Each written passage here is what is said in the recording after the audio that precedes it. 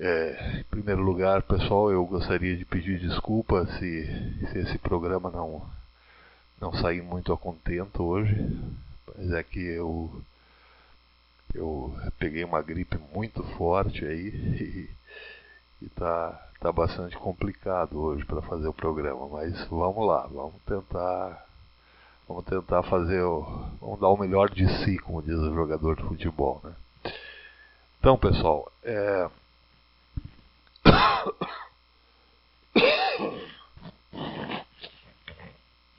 Então, vamos dar uma organizadinha rápida, né? Bem resumida sobre o que nós falamos até agora, né? Sobre o Aristóteles. Né? Bom, primeiro nós falamos que o Aristóteles considera real o mais real, né?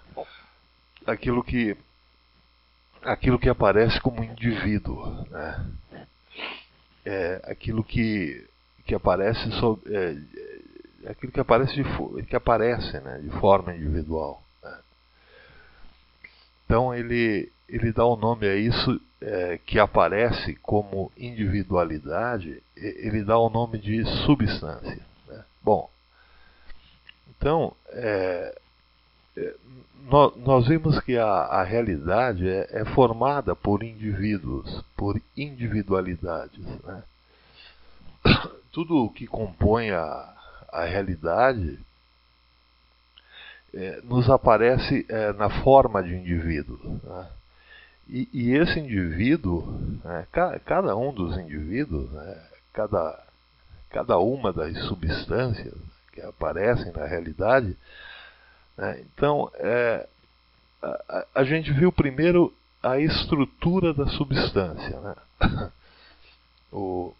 O Aristóteles percebeu que havia uma estrutura nessa substância, né?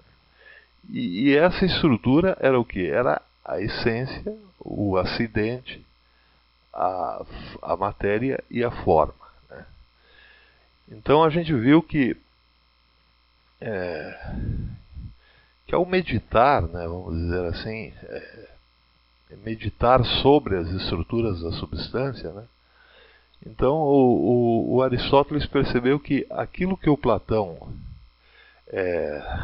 denominava como ideias, né, e que estavam num plano extrafísico, vamos dizer assim, né, num plano transcendente, né, Aristóteles percebe que não, que essas ideias platônicas também apareciam unidas à substância, né?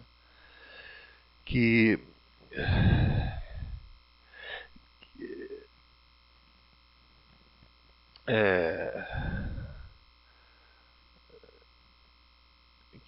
essas ideias faziam parte, né, da estrutura da substância, né? Então, nós partimos primeiro disso, né, da estrutura da substância, mas depois aí nós entramos no que? Na estrutura da realidade propriamente. Então, são duas coisas, a estrutura da substância e depois nós partimos para a estrutura da realidade, né? Depois de estudar a estrutura da substância, então o Aristóteles parte para aquilo que ele considera ser a própria realidade, né? Onde a substância, o indivíduo, né, vamos dizer assim, todo e qualquer indivíduo está inserido, né? E aí ao analisar a estrutura da realidade, né, então o Aristóteles percebe que a estrutura da realidade ela é idêntica à estrutura do pensar, né? A estrutura do intelecto, né, ou da mente humana, vamos dizer assim, é idêntica à estrutura da realidade, né? Bom, então a gente viu no programa passado o seguinte, que o Aristóteles propõe pela primeira vez na história da filosofia a estrutura do ser, né? Ele propõe o seguinte, né? Então, como eu já disse, ele propõe que a estrutura do ser é igual à estrutura do pensar, né? Bom, vamos dizer esse negócio diferente, né? Que a estrutura do ser, ela é ao mesmo tempo a estrutura do pensar, né? Ele chama essa estrutura de categorias, né? E se vocês lembram, então, essas categorias, essa estrutura do ser e do pensar, né, elas são ao mesmo tempo, né, elas têm um sentido que é ao mesmo tempo, é um sentido lógico e ontológico, né? Então, do ponto de vista ontológico, o Aristóteles considera que essas categorias são as formas elementares, né, de todo o ser, né? As formas elementares de todo e qualquer ser, né? Que, bom, mas a gente pergunta, né, que formas são essas? São as categorias, né? Mas que categorias são essas? A substância, a quantidade, a qualidade, a relação, o tempo, né?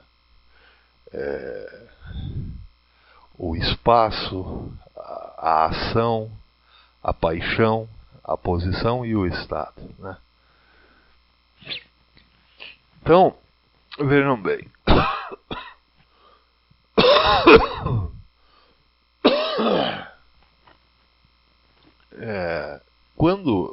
Quando a gente diz que o Aristóteles considera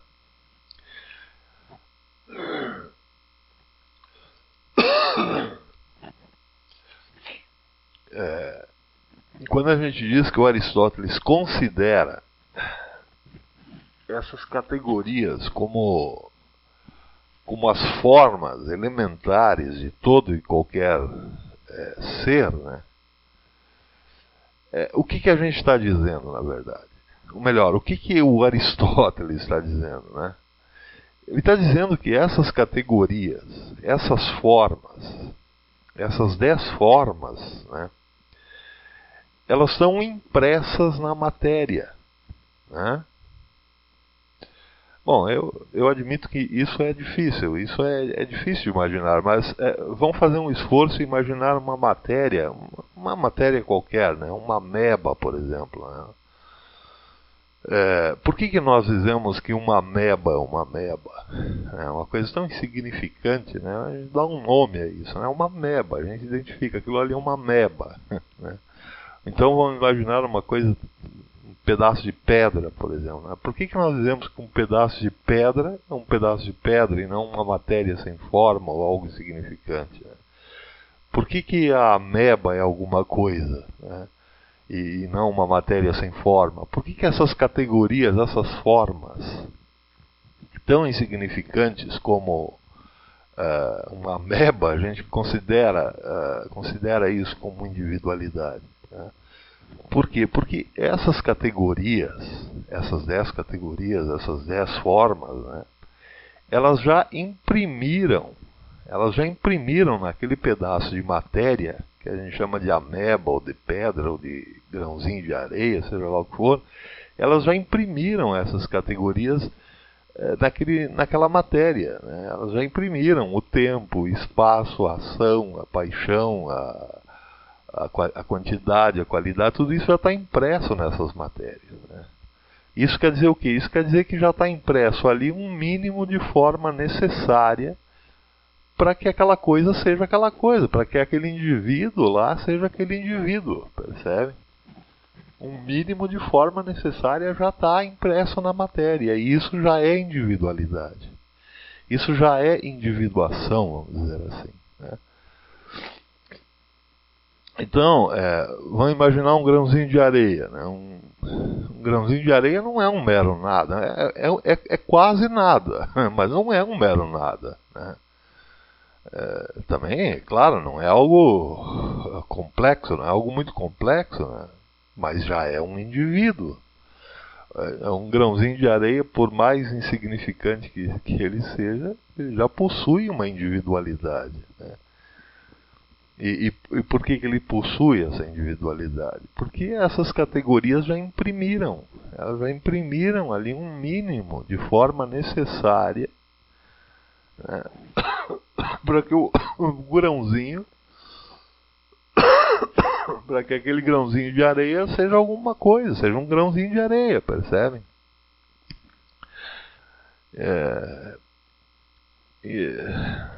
Porque, vejam, se as categorias da realidade, né, elas não tivessem impresso nada naquilo, naquela matéria, né, se elas não tivessem impresso nem a mais mínima forma, né, o grãozinho de areia seria matéria, ele desapareceria na matéria, né, ele não seria indivíduo, né, ele não teria uma individualidade, percebe?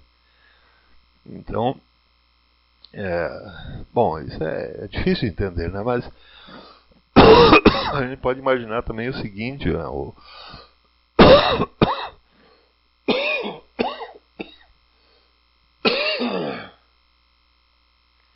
Hoje tá difícil, pessoal.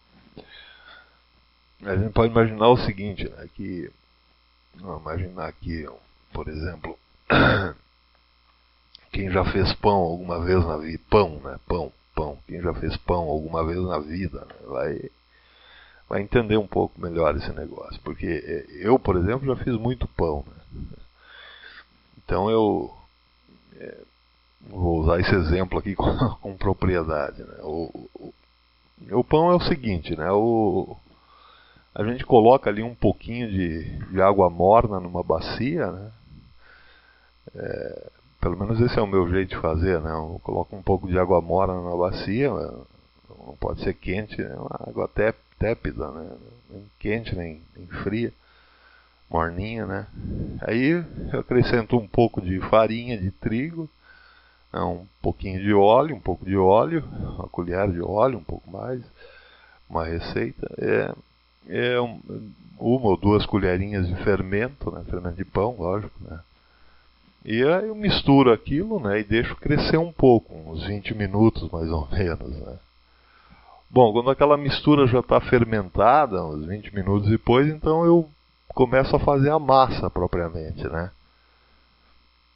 Então daí eu vou acrescentando mais farinha, né, e mais água, né. Justamente com aquele pouquinho de farinha já fermentada, aí eu já vou tendo uma massa maior, né. Bom, quando eu chego num certo limite de massa, né? Por uma quantidade X de pão, vamos dizer, né? Então daí eu sovo aquela massa ou eu bato ela, enfim, né? Seja como for, por um tempo. Depois eu deixo aquilo crescer por mais um tempo, né? E depois que a massa está crescida, então eu começo a fazer o quê? Daí eu começo a tirar pedaços dessa massa, eu começo a tirar indivíduos ali daquela massa. Então, vamos imaginar que essa massa seja a matéria-prima, a matéria elementar, todas as coisas. Eu começo a tirar uns pedaços de massa daquela massa maior, né? E vou colocando esses pedaços numa forma, vamos dizer assim, em forma, né? Cada um vai para uma forma. Então eu vou colocando os pães nas formas, né?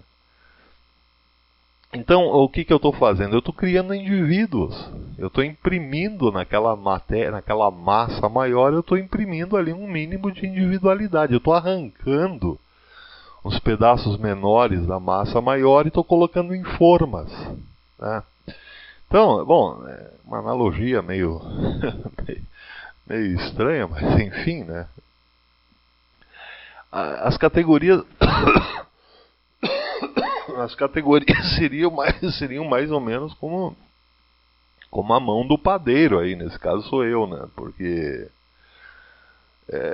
são as categorias que imprimem, né, forma a matéria, né? Então a matéria seria como essa massa grande que o padeiro, né, fermentou e sovou, né? Só que é uma matéria sem forma, né?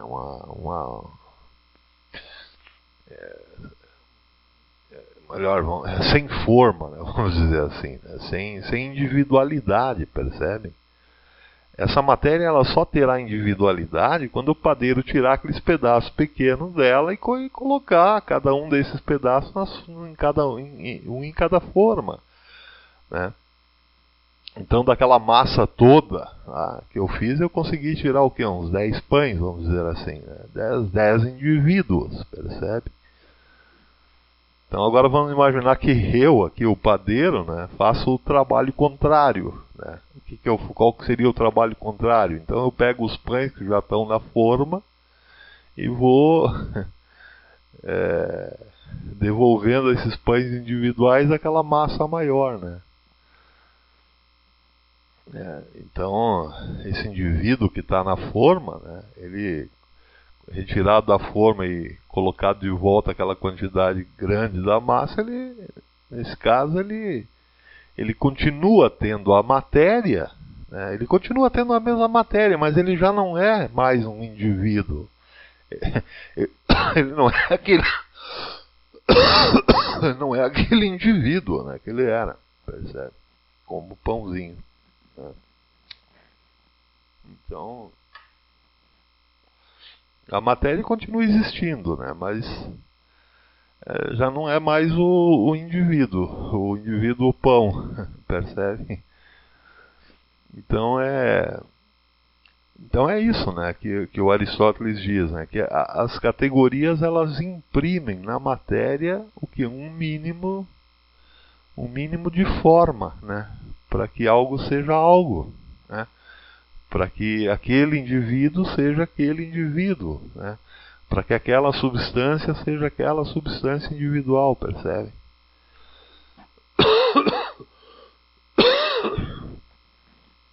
Para que aquele grãozinho de areia seja aquele grãozinho de areia, para que aquele pãozinho francês seja aquele pãozinho francês, né? Mas, vejam bem, né? Tudo isso que eu falei é do ponto de vista ontológico, né? Do ponto de vista ontológico, as categorias elas imprimem um mínimo de forma à matéria. Isso do ponto de vista ontológico, mas vejam só, o Aristóteles considera que essas categorias também fazem a estrutura do pensar, né? A estrutura do intelecto, né? Então, no intelecto, né, essas estruturas, que são as mesmas, né, a substância, a quantidade, a qualidade, a relação, o tempo, o espaço, a ação, a paixão, a posição e o estado, essas categorias, do ponto de vista agora da lógica, do ponto de vista do pensamento, né, ou melhor, como estrutura do pensamento, essas categorias agora, elas são agora o que? Os elementos primários do pensamento. Mas a gente precisa prestar atenção num detalhe muito importante aqui. As categorias, elas são, por um lado, elas são elementos primários da realidade, né? Aquilo que dá forma à matéria, né? Aquilo que individualiza a matéria, né? Mas por outro lado, né? Por outro lado, são elementos primários do pensamento, né? Isso é uma coisa, isso é o que permite, né, que a gente entenda a realidade, né? Que a gente consiga predicar a realidade, né? Pensar logicamente a realidade, né? Mas, vejam bem, isso não quer dizer que exista uma separação entre a estrutura do pensamento e a estrutura da realidade, né? Não existe isso. Para o Aristóteles não existe isso. A estrutura da realidade e a estrutura do pensamento para o Aristóteles é uma coisa só, né? A gente só divide isso para entender, né, como que o intelecto funciona, né? Ele funciona mais ou menos mediante a ordem na qual ele está estruturado, né, que são as categorias. Mas Isso não quer dizer que existe, né, por um lado, as categorias da realidade e por outras categorias do pensamento. Não, não existe essa divisão. O que está sendo dito, o que está sendo dito aqui é que a ontologia está fundida na lógica e a lógica está fundida na ontologia, percebem? A realidade está como que fundida no pensamento e o pensamento está como que fundido com a realidade, né? É isso que está sendo dito, percebe? Mas por quê? Por que a estrutura da realidade e a estrutura do pensamento são as mesmas? Porque elas têm as mesmas, são regidas pelas mesmas categorias, pelas mesmas estruturas, né? E é por isso que o intelecto compreende a realidade, né? E é por isso que a realidade se deixa compreender, percebe? Quem vai fazer uma separação entre realidade e pensamento são os modernos, né? Como o Descartes e o Kant, por exemplo. Mas aqui no Aristóteles isso ainda não existe. Essa separação, essa cisão entre o pensamento e a realidade, ela só vai se dar no advento da modernidade, né? A primeira característica da realidade, então, é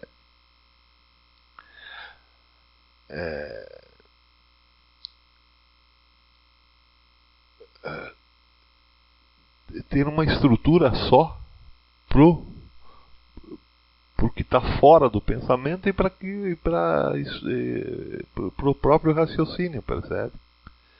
Mas a modernidade não, a modernidade ela vai gerar um divórcio entre a realidade e o pensamento, né? E em alguns casos ela joga fora a realidade e fica só com o pensamento, né? Como se o pensamento fosse a causa de si mesmo, né? A causa do ser, vamos dizer assim. O que só existisse o pensamento e nenhuma realidade fora dele, né? Bom, a gente vai entrar na modernidade, né? A gente vai ver essa aberração aí com mais calma, mas por enquanto a gente pode dizer que pensamento e realidade chegam nesse matrimônio, vamos dizer assim, perfeito com o Aristóteles, né? Então, isso é a mesma coisa que dizer que tudo quanto existe na sua forma individual, desde um grãozinho de areia até uma estrela, né? Tudo que existe está fundido em Deus, percebem? Por quê? Porque não existe... Bom, eu estou fazendo uma analogia, né? Porque não existe um lugar fora, um lugar de fora, né? Onde Deus pudesse ser olhado, vamos dizer assim, né? De um lugar onde Ele não estivesse, né? Um lugar onde Deus não esteja. Não existe um lugar assim, não existe um espaço, um pensamento que não esteja em Deus, né? Isso não quer dizer que tudo é Deus, não é isso. Isso quer dizer que tudo o que existe em Deus, mas também pode deixar de existir, né? Porque do mesmo modo que Deus criou, Deus pode fazer com que deixe de existir, né? Há coisas que Deus não criou, né? Por exemplo, os demônios. Deus não criou os demônios, né? Mas Deus criou os anjos, né? Deus criou os anjos. Só que o que aconteceu? Alguns anjos lá negaram a Deus, né? E ao negar a Deus eles perderam a luz, eles se transformaram, percebe? Então Deus não criou os demônios eram anjos que se transformaram, né? Eu, por exemplo, Deus não me criou careca e barrigudo, burro e obstinado, né? Deus me criou de outro modo, me criou livre, né? Mas eu, na minha liberdade, fui me transformando em careca, burro, barrigudo, essas coisas, né? Percebem? Mas tudo está em Deus, né? Nada está fora de Deus. Simplesmente porque não existe o fora de Deus, não existe, como diria o Parmênides, né, um lugar em que o ser não está. Né? Porque se existisse um lugar em que o ser não estivesse, então haveriam dois seres. Né? Também não existem dois deuses, mas um só Deus. Né? Portanto, tudo que existe nele, existe em Deus. Mas agora, essas coisas que existem em Deus, elas podem deixar de existir agora, nesse momento, ou seja lá quando for. Por quê? Porque não são coisas necessárias, percebem? Tudo que Deus criou não é necessário. Tudo que Deus criou são coisas contingentes. Né? A gente tem que separar, a filosofia separa essas duas classes de seres. Né? O ser necessário e tudo aquilo que não é necessário é contingente. Então tudo que Deus criou é contingente. Né?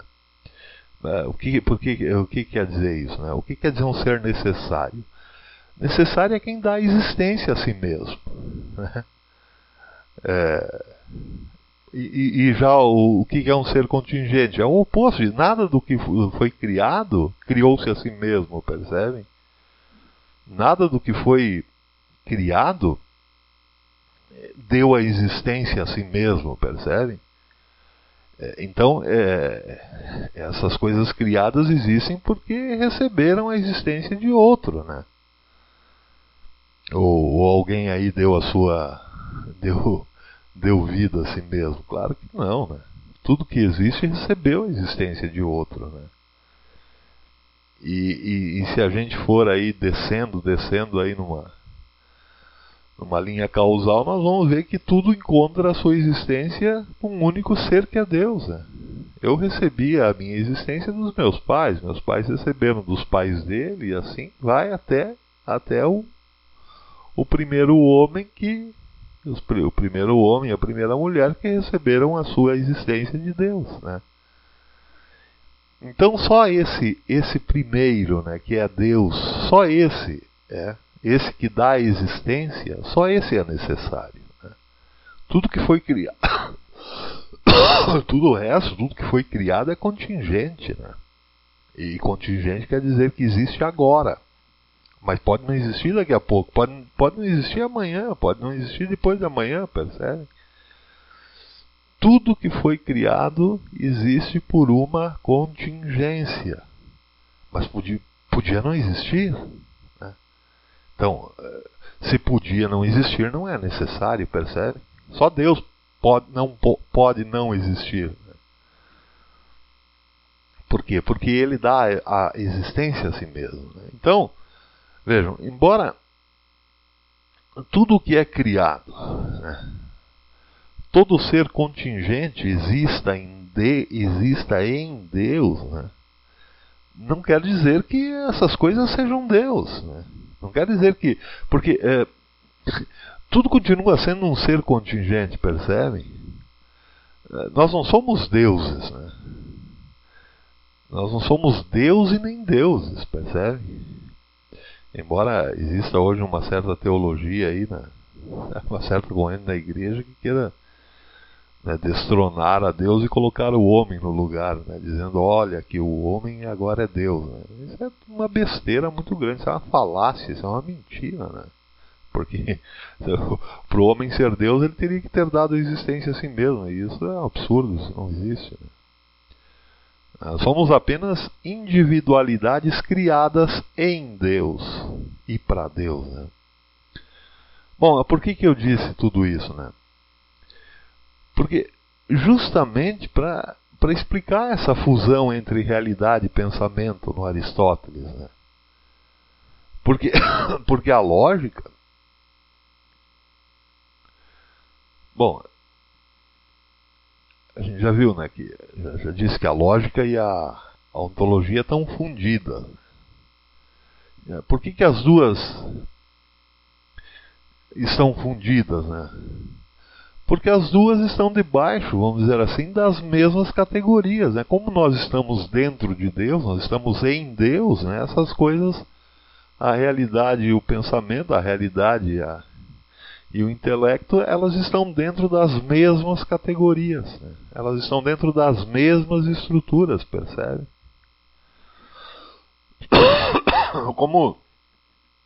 Como todas as coisas estão imersas em Deus.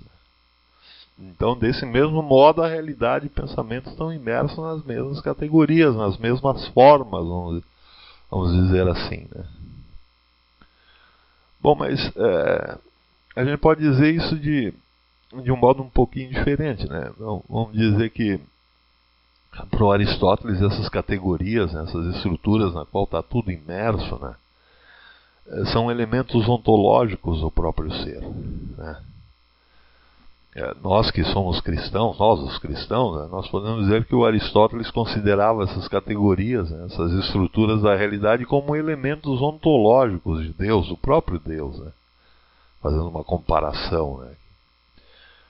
Mas aí quando chega a modernidade, né, aí a filosofia, os filósofos modernos, né, eles não vão mais considerar as categorias como elementos ontológicos do próprio ser, mas como unidades sintéticas do pensamento, né?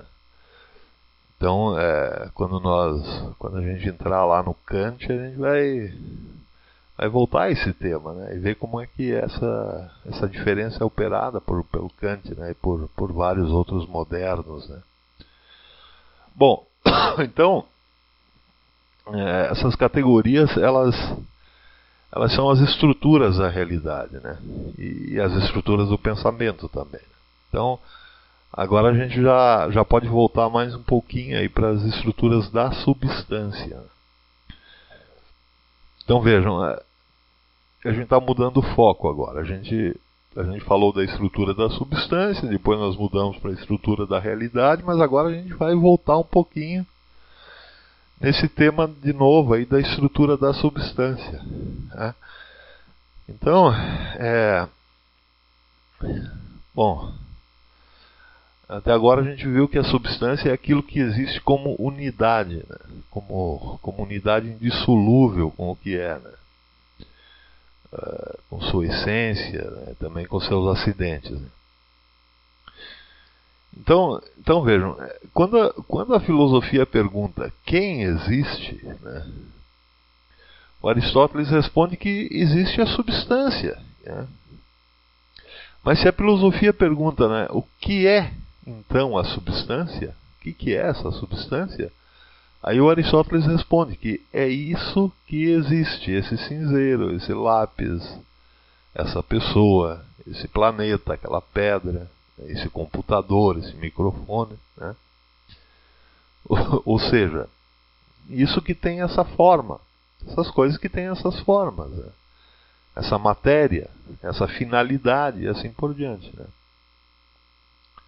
Bom, até aqui, bom, isso nós já vimos, né? Isso nós já vimos, mas a gente ainda precisa lembrar o seguinte, né, que não é possível, vejam bem, não é possível separar a forma da matéria, né? Porque se a gente tira a forma da matéria, bom, aí já não existe realidade, né? Porque aí já não existe individualidade, mas isso é impossível. Vamos imaginar aqui agora aquele exemplo de novo da massa do pão, né?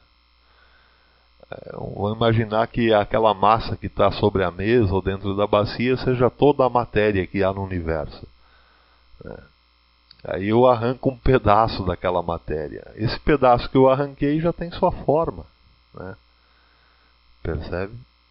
E se eu devolvo ele para a matéria, ele perde individualidade, mas continua tendo a mesma matéria. Só que já não é mais um indivíduo, percebe? É uma coisa abstrata, vamos dizer assim. Porque não existe individualidade no sentido de substância.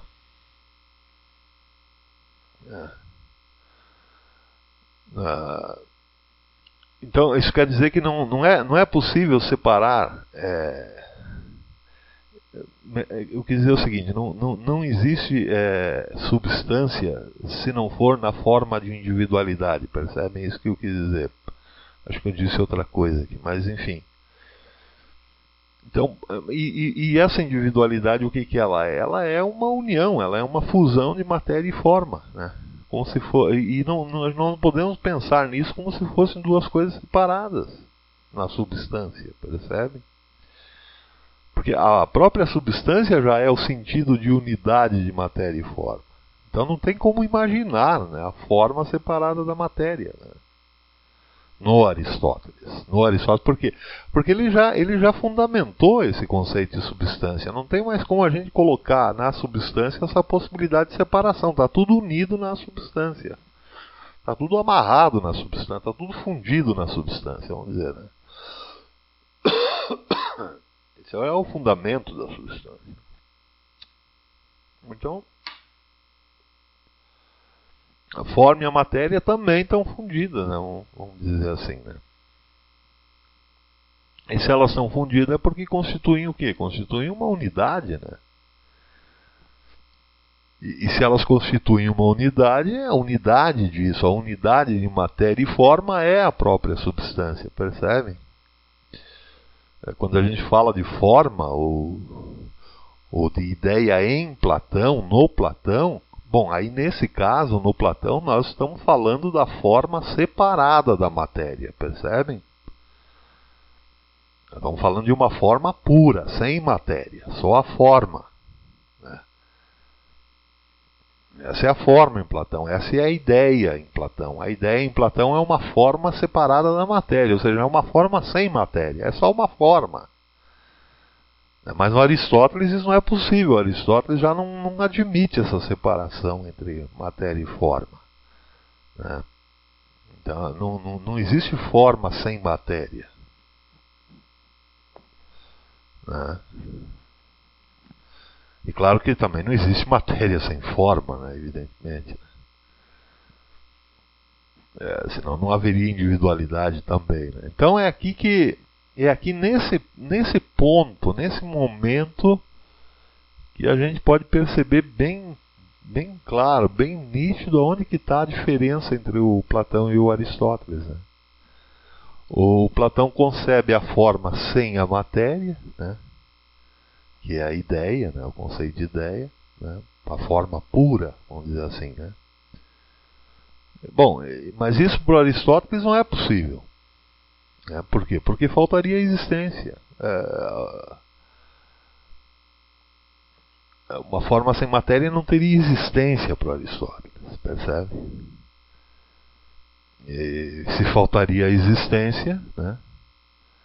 O que seria? O que seria uma coisa sem existência? Seria um nada, né? Então, para Aristóteles, aquilo que não é individual não tem existência propriamente dita, percebe? E para algo ser individual, a condição para a individualidade, vamos dizer assim, é a união, é a fusão de matéria e forma, né?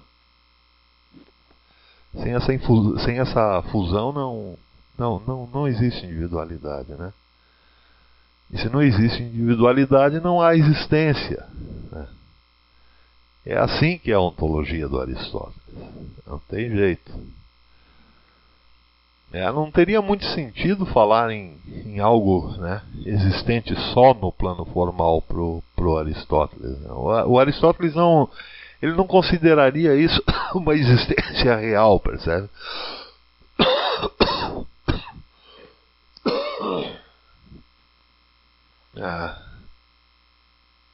Mas o Platão não. O Platão já considera que as ideias, né, que são puras formas, né, elas existem realmente. Aristóteles nega isso. Não pode haver uma existência real, né, se não for assim, uma fusão de matéria e forma, né, para Aristóteles. Bom, acho que isso está bem claro, né, até agora, né? Bom, mas é claro que a gente tem que lembrar que isso deu muito pano para manga. Eu acho que ainda dá, né, muito pano para manga na história da filosofia, né? Porque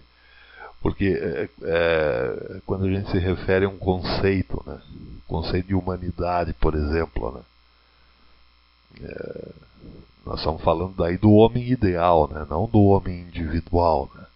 Nós estamos falando da forma humana, né? Da ideia humana. Então, se essa ideia, se essa forma, né, ela carece de matéria, né? Porque, e de fato ela carece de matéria, né? Um conceito não tem matéria, né? Porque ninguém nunca viu aí a humanidade, né? A gente apenas pode falar da humanidade, mas a gente não pode ver nem tocar a humanidade, né? A gente pode ver e tocar um indivíduo concreto, né? Mas a gente não pode ver o conceito, a gente não pode tocar no conceito, né? Então esses conceitos, né, as ideias, né, para Aristóteles, elas não são um nada, não podem ser um nada, elas têm sim uma existência, mas ele considera isso como uma existência secundária, percebe? Mas não como uma existência plena como um indivíduo, não. Só os indivíduos possuem existência plena, né? Não que os conceitos não existam, não é isso, né? Porque se eles não existissem, nós não pensaríamos em conceitos, né? A gente não classificaria as coisas segundo certos conceitos, né? Mas não é uma existência real, percebem? É nesse sentido que a ontologia do Aristóteles aponta, né? O Aristóteles chama essas ideias puras, né? Os conceitos, os gêneros, as espécies, né? Ele chama de deuteriousia, de substâncias segundas. Eu acho que eu já falei sobre isso, né? Mas vejam só, aqui, exatamente nesse ponto, a gente pode fazer uma reflexão um pouquinho mais, como é que eu posso dizer,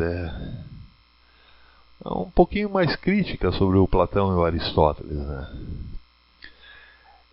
Porque é nesse ponto onde aparece o que? Aparece uma grande divergência entre os dois, né? O Platão diz que as ideias, né, as puras formas existem, né? Uma realidade plena, né?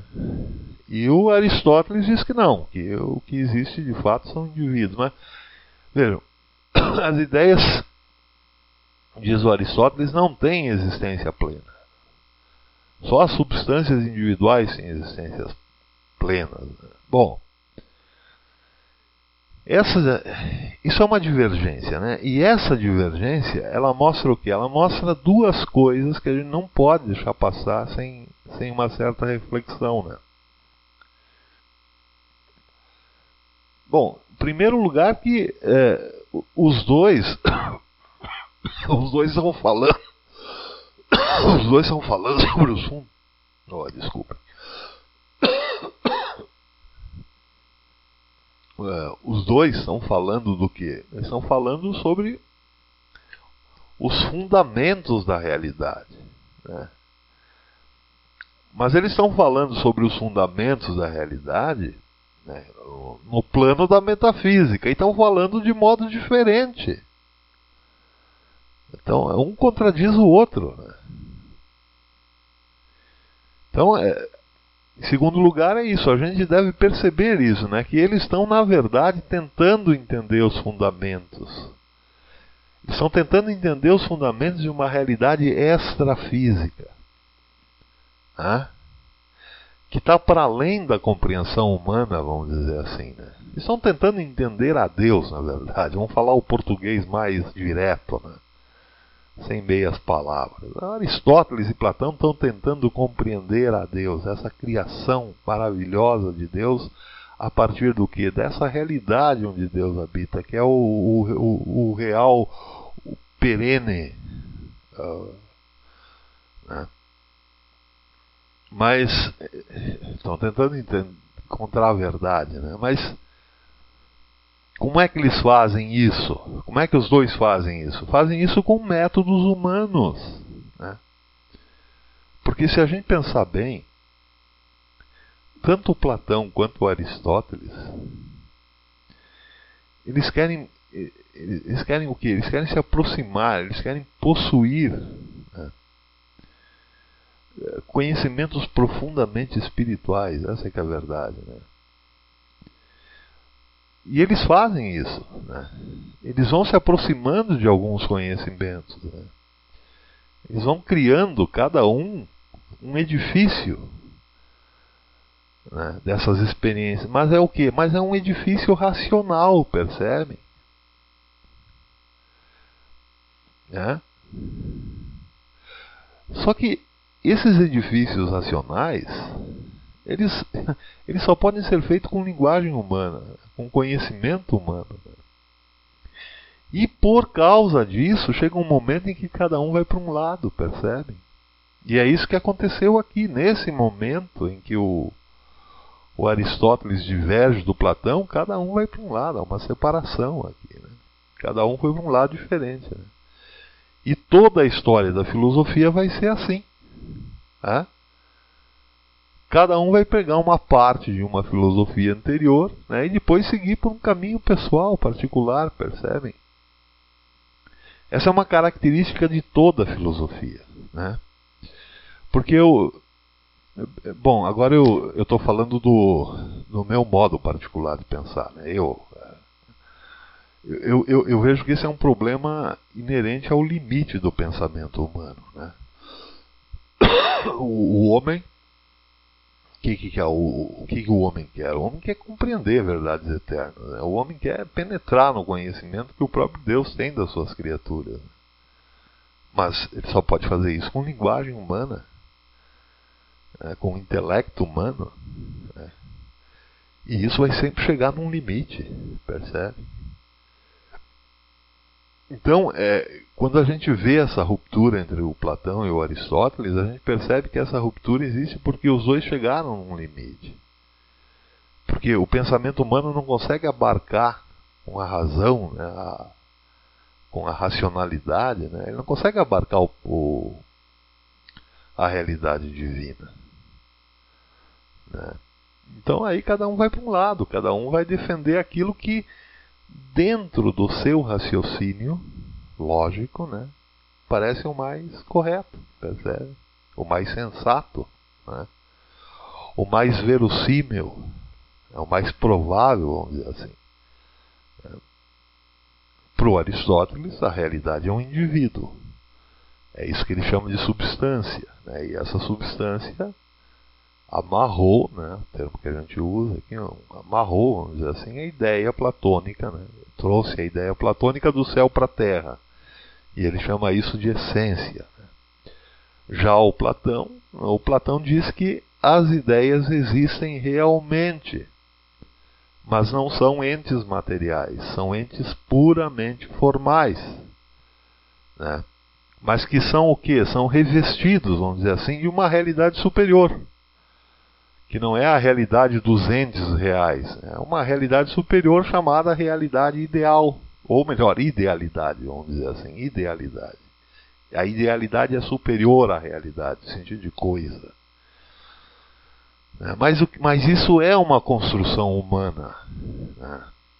Isso é uma construção humana, é uma percepção, é uma dialética, né, que vai crescendo até chegar num determinado momento em que o pensador diz, bom, é isso, eu concluo por isso. Mas tudo isso é raciocínio lógico e dialética, né? Então, agora a gente vê que...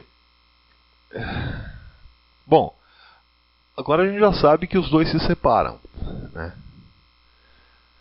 A gente pode e deve, né? Deve perguntar, mas, pô, quem que tem razão? O Platão ou o Aristóteles?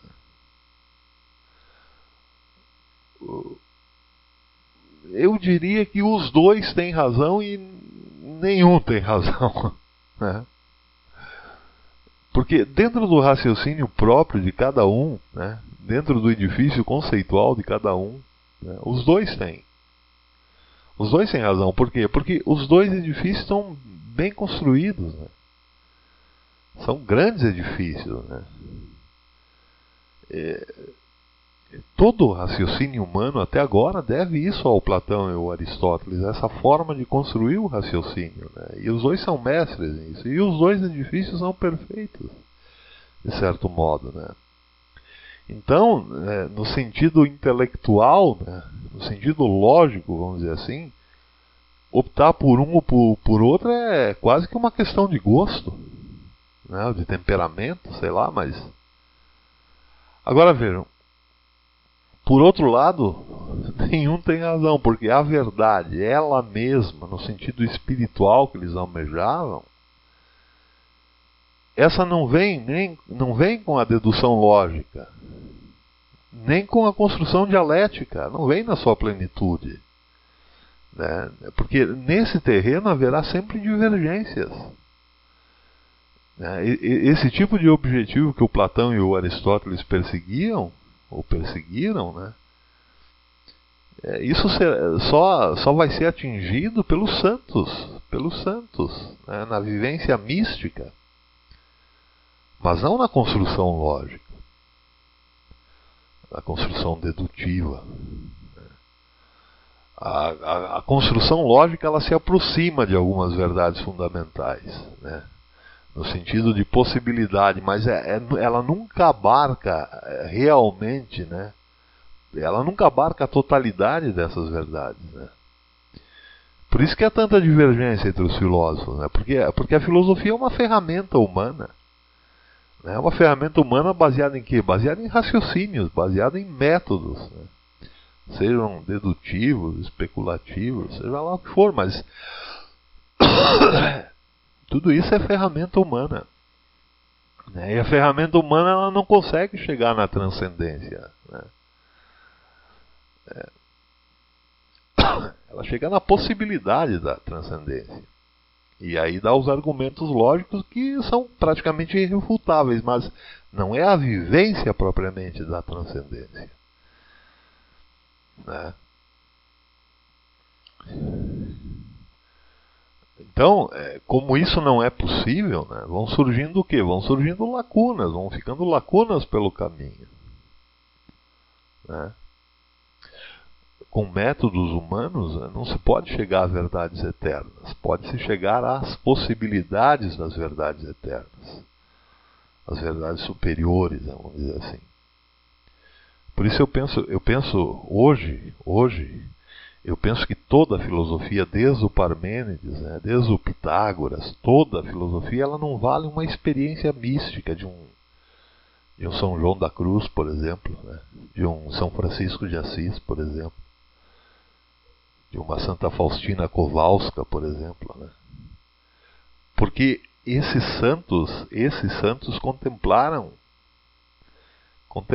verdades que a construção humana não é capaz de conhecer. Ela não é capaz de conhecer. Mas a filosofia vai criando o quê? Vai criando ciência, vai aprimorando os conhecimentos, né,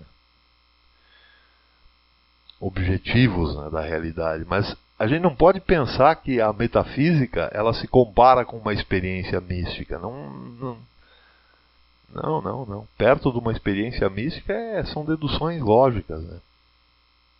Na maioria das vezes, né? Ou pura especulação, né?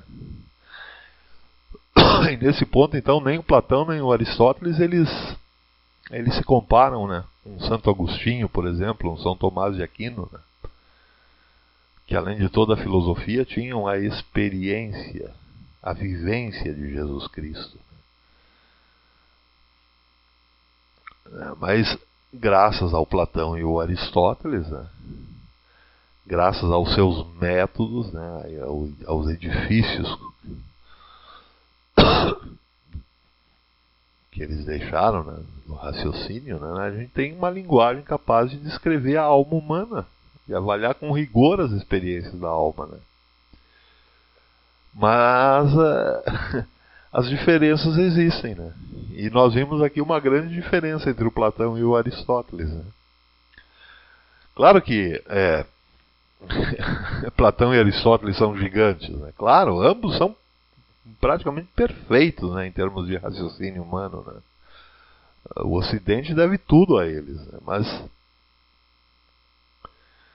claro, em termos de filosofia, né? Mas agora, graças à igreja, né, que resgatou a filosofia desses dois, né? Porque também se não fosse a igreja, nós não saberíamos quem era Platão e Aristóteles, né? Mas, então, em termos de verdade, né, em termos de ter uma experiência verdadeira, uma experiência divina, vamos dizer assim, uma experiência realmente divina, né, uma experiência com Deus, né. Bom, um Padre Pio, ele sabe muito mais, né, o que é a verdade do que Platão e Aristóteles juntos, percebe? Porque a diferença, né, a diferença fundamental, vamos dizer assim, entre a construção racional do pensamento e a experiência mística, ela está no fato de que a construção lógica, a construção do raciocínio, ela depende exclusivamente da ação humana, né, e a experiência mística é um dom de Deus, né.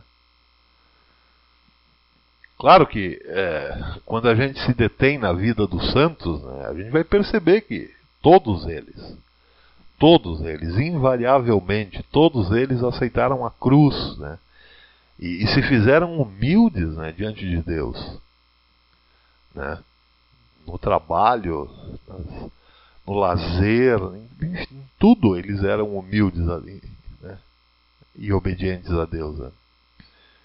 Mas veja, a maior marca da vida dos santos não é só isso, é a total entrega a Deus.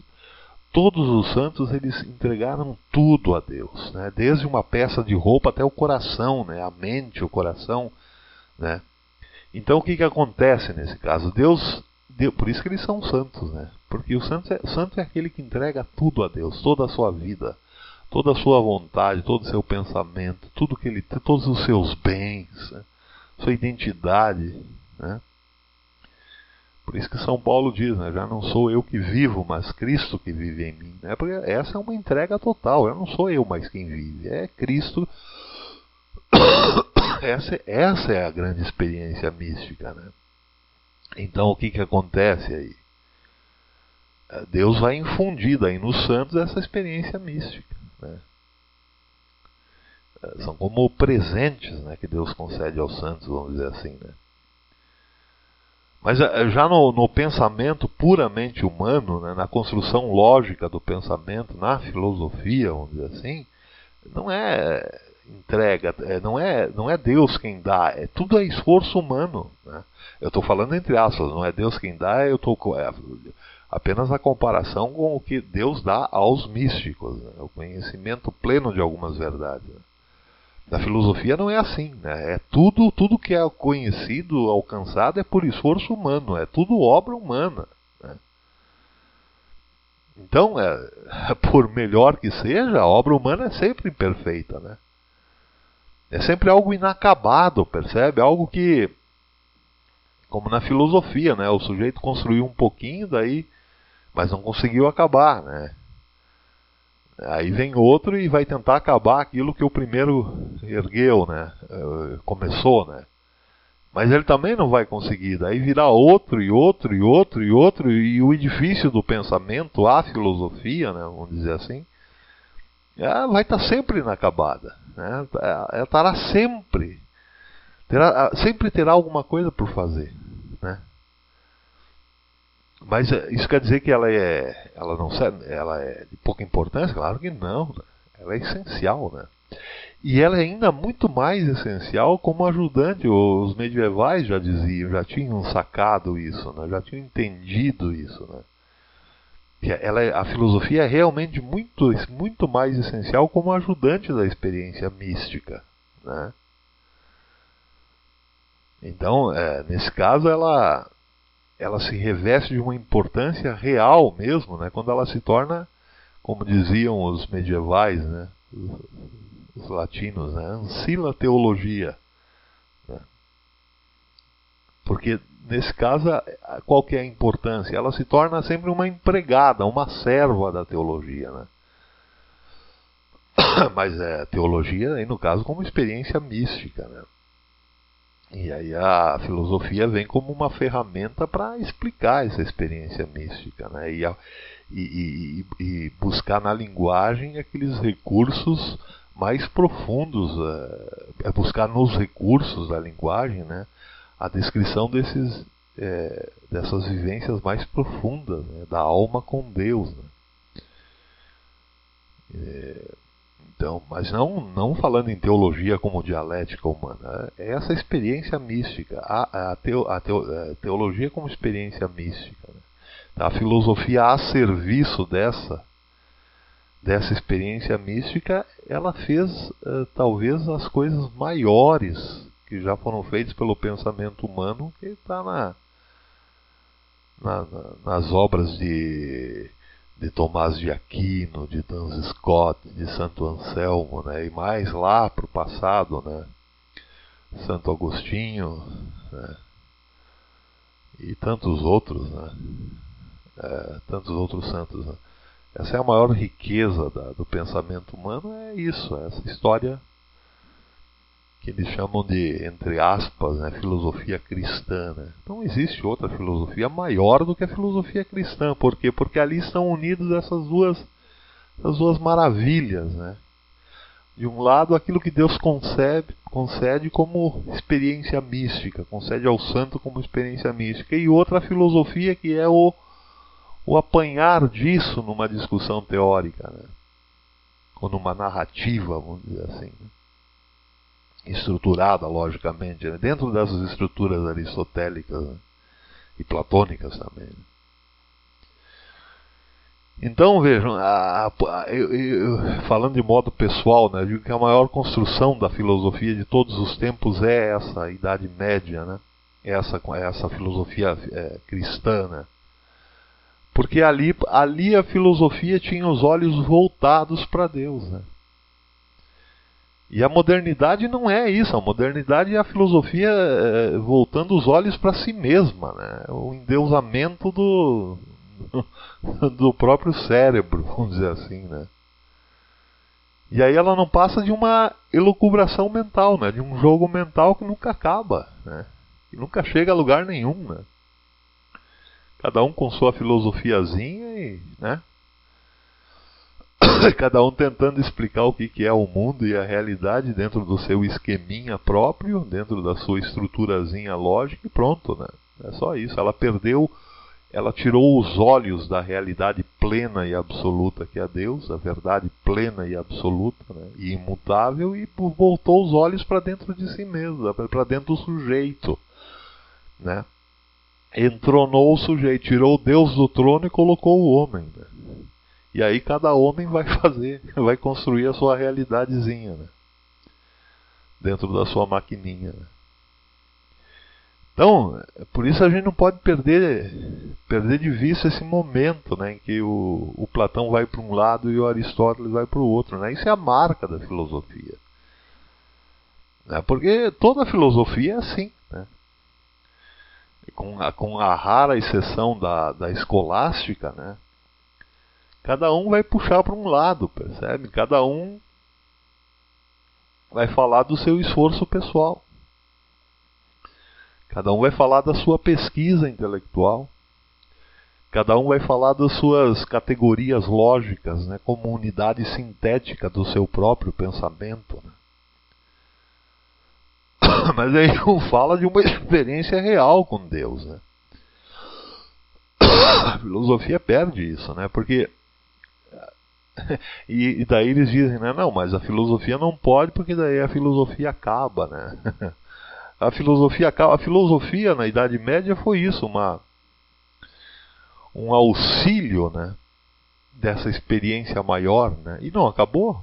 Ela chegou num ápice, ela chegou num apogeu, mas ela não acabou, porque a gente pensar que o tomismo existe, ele existe até hoje, né? O que acabou foi um modo de pensar, um mundo, né?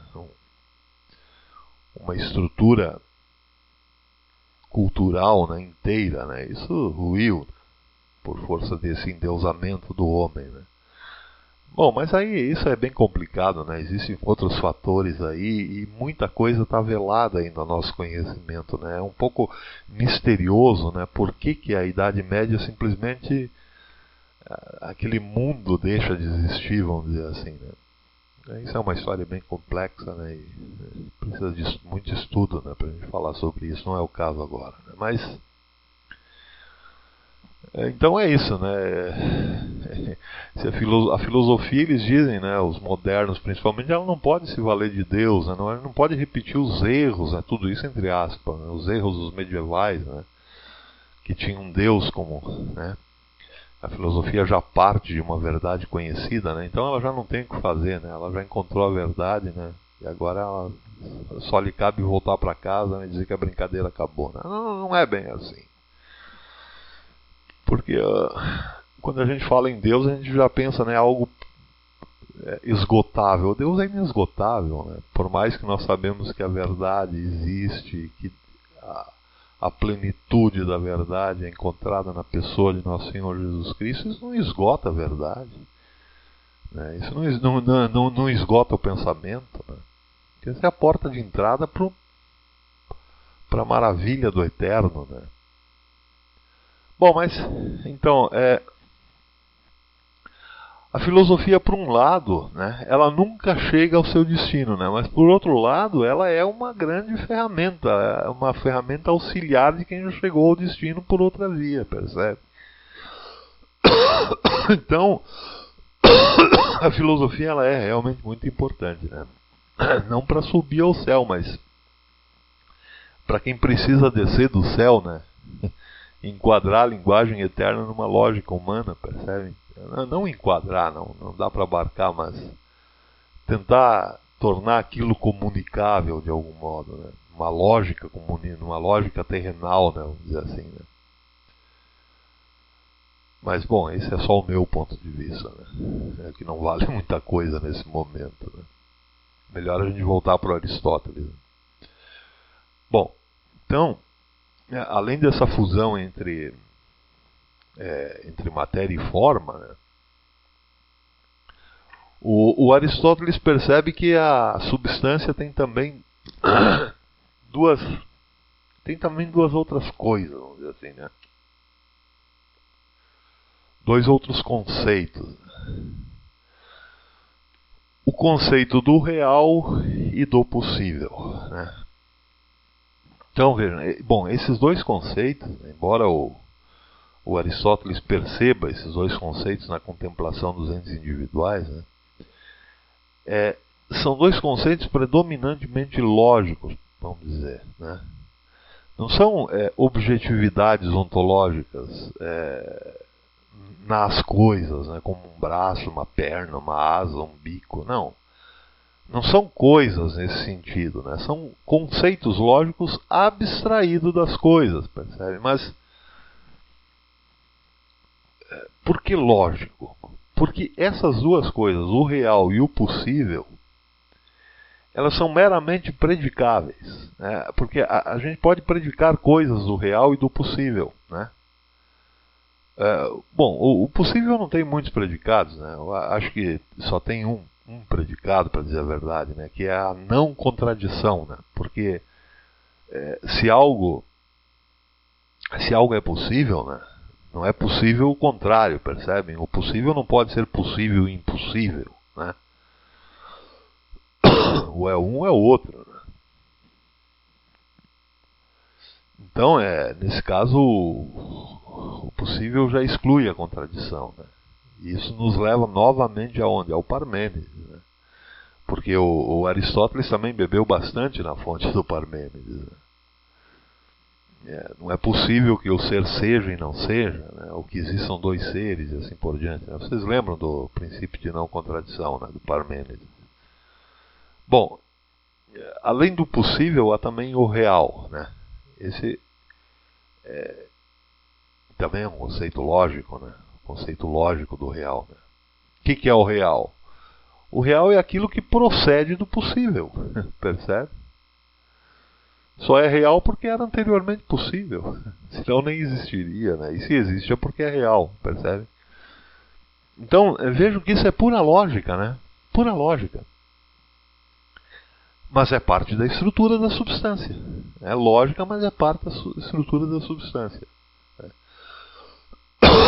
Então a gente tem agora, quando a gente fala de estrutura da substância, a gente tem as essências, né, os acidentes, a matéria, a forma, né, o real e o possível, né? Mas o Aristóteles ele identifica ainda outras duas estruturas da substância, né? Que são o ato e a potência, né?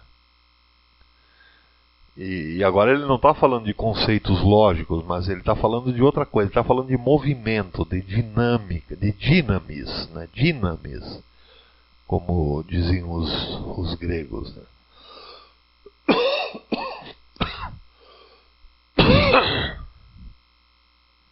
Bom, o que é isso, né?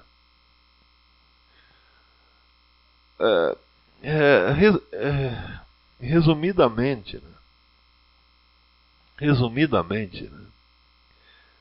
né? Potência é a matéria quando vai ser alguma coisa. Quando vai ser. E ato é o resultado daquilo que aparece, né?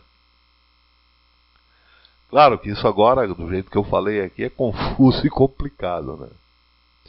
Exige uma explicação bem longa, né? Bem longa, porque isso aqui é bom, é bacana, né? É importante a gente se deter nisso aqui, né? Potência e ato e potência, né?